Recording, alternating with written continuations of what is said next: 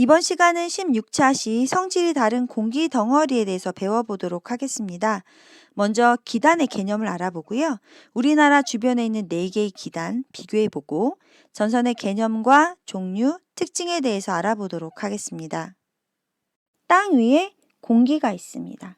이런 공기 덩어리가 한 곳에 오래 머물러 있으면 어떻게 될까요? 이 공기는 아래에 있는 지표의 영향을 받아서 점점 지표의 성질을 닮아가게 될 것입니다. 기단이라고 하는 것은요, 커다란 공기 덩어리를 말해요. 지표의 영향을 받아서 기온과 습도의 성질이 비슷해진 굉장히 커다란 공기 덩어리를 우리는 기단이라고 합니다. 첫 번째로요, 기단은 그 기단이 생긴 발생지에 따라서 성질이 달라지는데요.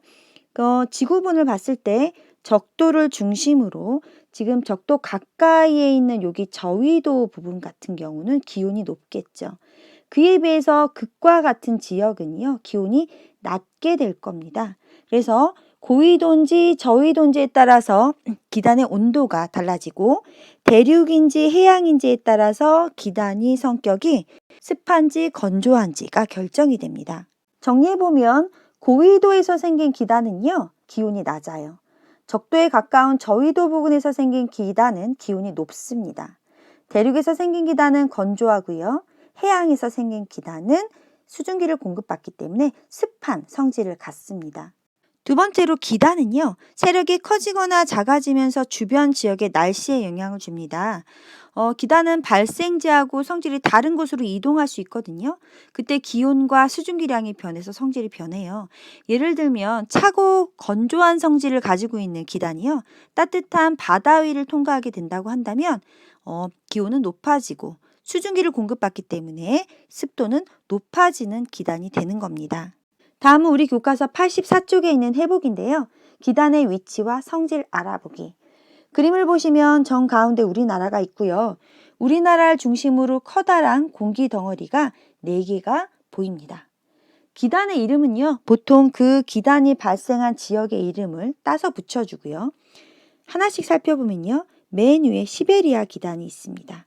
그 아래 양쯔강 기단, 바닷가 위쪽에 오호츠크의 기단, 북태평양 기단, 이렇게 4개의 기단이 우리나라에 작용을 해서 날씨에 영향을 줍니다. 하나씩 살펴볼게요. 첫 번째로 시베리아 기단입니다. 시베리아 기단은 우리나라보다 훨씬 더 높은 고위도에 있어요. 그래서 기온은 낮습니다. 그리고 대륙 안쪽에 있기 때문에 습도는 낮습니다. 이렇게 시베리아 기단은 대륙성 한대 기단으로 차고 건조한 성질을 갖습니다. 두 번째, 오호츠크의 기단은요, 역시 우리나라보다 훨씬 더 높은 위도에 있어요. 그래서 기온은 낮고 해양에 있기 때문에 습도는 높습니다. 해양성 한대 기단으로 차고 습한 성질을 가지고 있습니다. 세 번째는 양쯔강 기단인데요. 이 양쯔강 기단은 우리나라보다 더 낮은 저위도에 있기 때문에 기온은 높습니다. 또 대륙에 있기 때문에 습도는 낮게 되겠죠. 양쯔강 기단은 대륙성 열대 기단으로 따뜻하고 건조한 성질을 갖습니다. 네 번째는 북태평양 기단인데요. 우리나라보다 낮은 저위도에 있기 때문에 기온은 높고요. 해양 위에 있기 때문에 습도는 높습니다. 북태평양 기단은 해양성 열대 기단으로 고온, 다습한 성질을 가지고 있습니다. 기단은요, 날씨에도 영향을 미치거든요. 시베리아 기단 같은 경우 온도 낮고 습도가 낮아요. 그래서 겨울철 춥고 건조한 날씨를 나타내게 합니다. 온도는 낮고 습도는 높은 오호츠크의 기단은 초여름에 동해안의 저온 현상을 유발하기도 합니다. 온도는 높은데 습도는 낮은 양쯔강 기단은 봄과 가을에 온난하고 건조한 날씨를 보이게 하고요. 네 번째, 온도도 높고 습도도 높은 북태평양 기단은요, 우리나라 한여름에 굉장히 덥고 습한 날씨를 가져오는데 큰 영향을 미칩니다. 기단의 특징들을 정리해 볼게요. 고위도이면서 대륙. 고위도이기 때문에 기온이 낮아요. 그걸 우리는 한랭하다고 얘기해요. 대륙이니까 건조하겠죠? 위도와 위치. 그래서 한랭 건조한 성격을 가지고 겨울에 춥고 건조한 날씨를 일으키는 이러한 기단을 시베리아 기단이라고 하지요. 저위도, 대륙, 저위도기 때문에 온도가 온난하고 따뜻하다는 뜻이에요. 온난은 건조합니다. 봄과 가을 따뜻하고 건조한 날씨에 영향을 미치는 기단은요. 양쯔강 기단입니다. 세 번째, 고위도, 해양. 고위도기 때문에 차가우니까 한랭, 해양이니까 습기가 많아서 다습 이렇게 표현을 하고요. 초여름, 동해안 지역의 저온 현상을 유발하는 기단은 오호츠크의 기단이 되겠습니다. 마지막으로 네 번째, 저위도, 해양. 저위도니까 온도가 높아서 고온, 해양이니까 습기가 많아서 다습. 여름에 무덥고 습한 날씨에 영향을 주는 기단은 북태평양 기단이 되겠습니다. 네 가지 기단의 이름, 그 다음에 위치, 성격, 작용하는 계절, 특징 등을 비교해서 반드시 정리해 주시기 바랍니다. 이제 우리는 공기 덩어리들의 성질이 다를 수 있다는 걸 알았어요. 그런데 이렇게 성질이 다른 공기 덩어리가 만나면 어떻게 될까요? 따뜻한 공기, 찬 공기, 성질이 다르죠.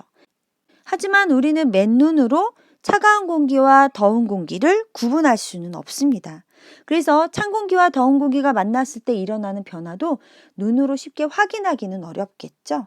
그래서 우리 교과서 86쪽에 공기 대신에 찬 공기 대신에 찬물, 더운 공기 대신에 따뜻한 물을 가지고 이 둘이 섞였을 때 어떠한 일이 벌어지는지 관찰하는 실험을 먼저 소개하도록 할게요. 그림을 보세요. 칸막이가 있는 수조를 준비해요. 그리고 왼쪽에다는 찬물을 넣고 파란색 색소를 타서 구분을 하고 오른쪽에는 따뜻한 물을 넣고 빨간색 색소를 넣어요. 그리고 칸막이를 들어 올리는 거죠. 찬물과 따뜻한 물이 만나는 모습을 관찰해 봅니다. 실험 결과를 보세요. 지금 찬물과 따뜻한 물은요, 바로 섞이지 않고 이렇게 경계를 지금 보이고 있어요. 찬물은 밀도가 크거든요. 그래서 따뜻한 물 아래를 파고 들어가는 그런 모습을 보입니다. 문제, 찬물과 따뜻한 물은 어떻게 움직일까요? 찬물하고 따뜻한 물은요, 바로 섞이지 않습니다. 찬물이 밀도가 커서 따뜻한 물 아래로 파고들면서 경계면을 만든다. 요게 중요하네요. 그런데 이때 생긴 경계면은 찬물이 들어있는 쪽으로 기울어집니다. 이게 지금 경계면이라고 할 수 있죠. 요 경계면이 반듯하게 서 있는 것이 아니라 찬물 쪽으로 기울어져 있다. 이렇게 표현을 한 거고요. 실험 결과 찬물하고 따뜻한 물은 바로 섞이지 않았다. 이게 포인트. 그렇다면 이제 공기로 이야기를 바꿔보면 찬 공기와 따뜻한 공기, 성질이 다른 두 공기가 만나면 어떻게 될까요? 마찬가지로 따뜻한 공기는 밀도가 작기 때문에 찬 공기 위로 올라가요. 찬 공기는 밀도가 크기 때문에 따뜻한 공기 아래를 파고들면서 역시 경계면을 만드는 거죠. 물론 이 경계면은 물하고 똑같이 찬물 쪽으로 기울어진 것처럼 찬 공기가 있는 쪽으로 경계면이 기울어지게 되는 겁니다. 우린 이렇게 성질이 다른 두 공기들이 만났을 때 어떠한 일이 일어나는지에 대해서 조금 더 살펴보도록 하겠습니다. 개념 하나 정리하고 갈게요. 성질이 다른 두 공기 덩어리 기단은 만나면 바로 섞이지 않고 경계면을 만들어요. 그러한 경계면을 전선면이라고 합니다. 한 번 더, 성질이 다른 두 기단이 만났을 때 경계가 되는 면을 전선면이라고 하고요. 이 전선면과 우리가 발을 딛고 서 있는 지표면, 전선면과 지표면이 만나서 이루는 선을 전선이라고 합니다. 이 전선은 지표 위에다 그을 수 있는 거예요. 전선의 종류를 살펴보겠습니다. 전선의 종류는 그림처럼 네 가지예요. 첫 번째는요, 한랭전선입니다. 한랭전선은요, 차가운 공기가 따뜻한 공기 아래를 파고들 때 생성이 됩니다. 찬 공기가 이동해 간 겁니다. 두 번째는 온난전선입니다. 그림을 보면요, 동그란 반원 모양이고요. 색깔도 빨갛게 표시가 되어 있거든요. 이 경우는 따뜻한 공기가 찬 공기를 타고 올라갈 때 생성이 되는 겁니다. 세 번째는 폐색전선인데요. 그림을 보면 한랭전선하고 온난전선이 만나서 겹쳐진 모양인데 방향이 같아요. 이건 온난전선이 이동하고 있는데 뒤에서 한랭전선이 따라와서 겹쳐진 거예요. 한랭전선 속도가 빠르거든요. 이러한 전선을 폐색전선이라고 하고요. 네 번째는 정체전선입니다.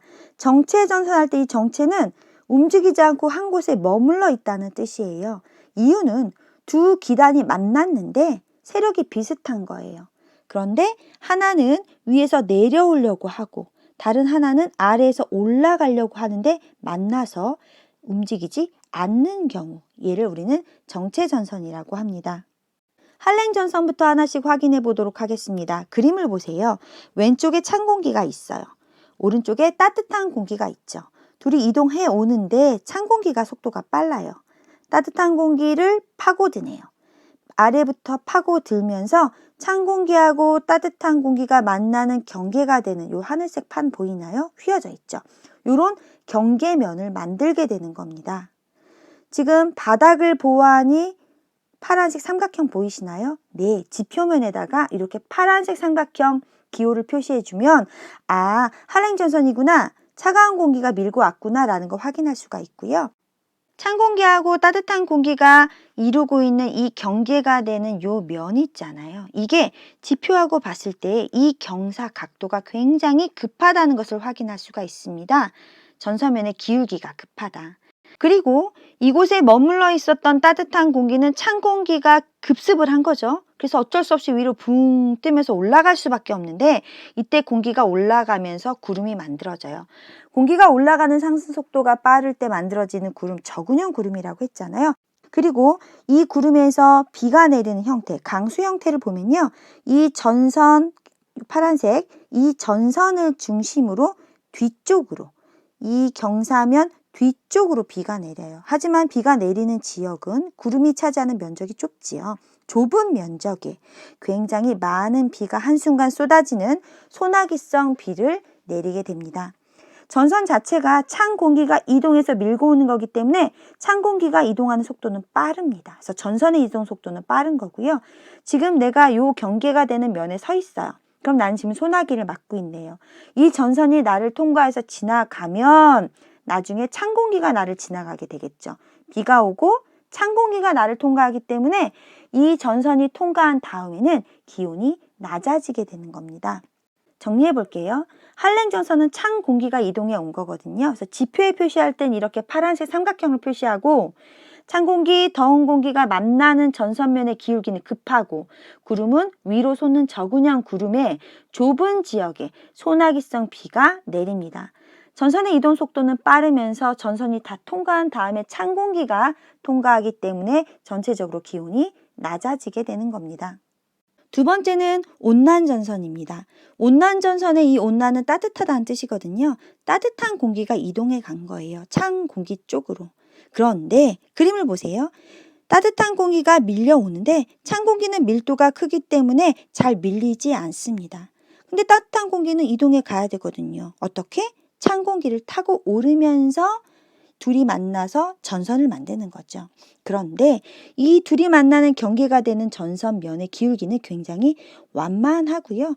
이때 공기가 상승하면서 넓게 퍼지는 충은형 구름이 만들어져요. 비는요, 이 충은형 구름이 깔려있는 넓은 지역에 지속적으로 약한 비가 내리게 되는 거죠. 따뜻한 공기가 이동해 왔기 때문에 전선에 이동하는 속도는 그렇게 빠르지 않아요. 전선의 이동 속도는 느린 편이고요. 내가 지금 현재 여기서 비를 맞고 있다 하더라도 이 전선이 통과한 다음에는 따뜻한 공기가 나를 통과해서 지나가겠죠. 그래서 전선이 통과한 다음에 기온은 높아집니다. 지금 선생님이 기호가 잘못돼서 여기 수정을 했는데요. 요 바닥에 보면 살짝 가렸지만 빨간색 반원 보이나요? 네, 기호는 이렇게 빨간색 반원으로 표시를 하는 겁니다. 정리할게요. 온난전선은요, 전선면의 기울기가 완만하고 충은형 구름이 생기고 넓은 지역에 전선이 이동하는 방향 앞쪽으로 지속적인 비가 내립니다. 전선이 이동한 속도는 느린 편이고요. 통과한 다음 기온은 높아지게 되는 겁니다. 특히 한랭전선하고 온난전선은 비교해서 구분을 할 줄 알아야 되겠습니다. 세 번째는 폐색전선입니다. 폐색은 거의 마무리됐다, 끝났다, 이렇게 생각하시면 되거든요. 한랭전선이 온난전선보다 빨라요.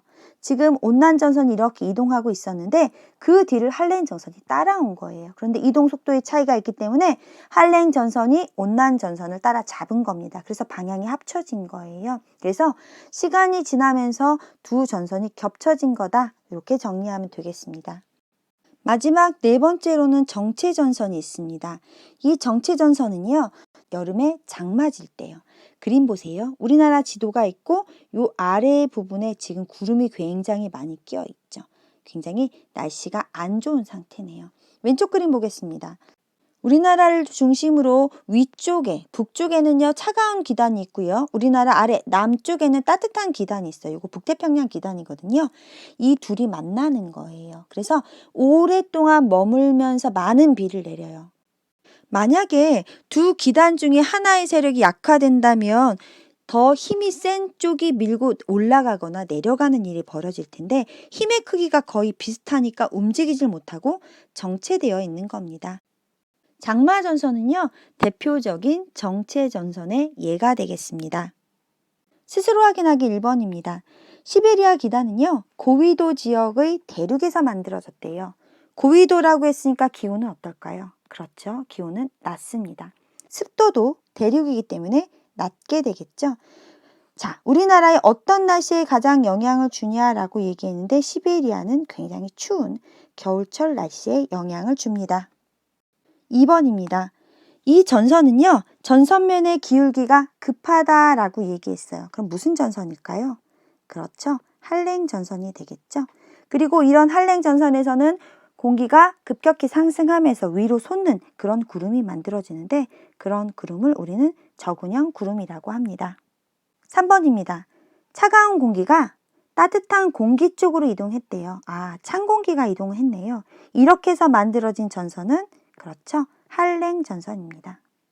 4번입니다. 한랭전선하고 온난전선에서 비가 내리는 지역은 전선 그림에서 어느 쪽인지 설명해 보자고 이야기를 했어요. 왼쪽 그림 보세요. 왼쪽은 찬 공기가 따뜻한 공기 쪽으로 이동하면서 파고들었어요. 전선면의 경사가 굉장히 급하죠. 공기가 상승하면서 위로 높이 솟는 저군형 구름을 만들었고 전선이 이동하는 방향의 뒤쪽으로 좁은 면적에 소나기성 비가 내리는 겁니다. 왼쪽은 한랭전선, 오른쪽은요. 찬 공기가 있는데 따뜻한 공기가 이동해 오면서 찬 공기를 타고 위로 쭉 올라가면서 넓은 충은형의 구름을 만들어요. 전선면의 경사가 완만하네요. 전선이 이동하는 방향 앞쪽으로 넓은 지역에 지속적인 비가 내립니다. 두 번째 그림은 온난전선입니다. 전선의 어떤 쪽에서 비가 내리냐고요? 한랭전선은 전선의 뒤쪽에 좁은 지역, 온난전선은 전선의 앞쪽에 넓은 지역, 이렇게 정리하면 되겠네요. 오늘 우리는요, 성질이 다른 공기 덩어리, 기단이 무엇인지 알았고 우리나라 주변에 있는 기단 4개 살펴봤어요. 전선의 개념, 전선의 종류 4가지, 특히 한랭전선과 온난전선 비교해서 알아두셔야 되고요. 각각의 전선의 특징에 대해서 알아보았습니다. 다음 시간은 17차 시 매일 변하는 날씨에 대해서 배워보도록 하겠습니다.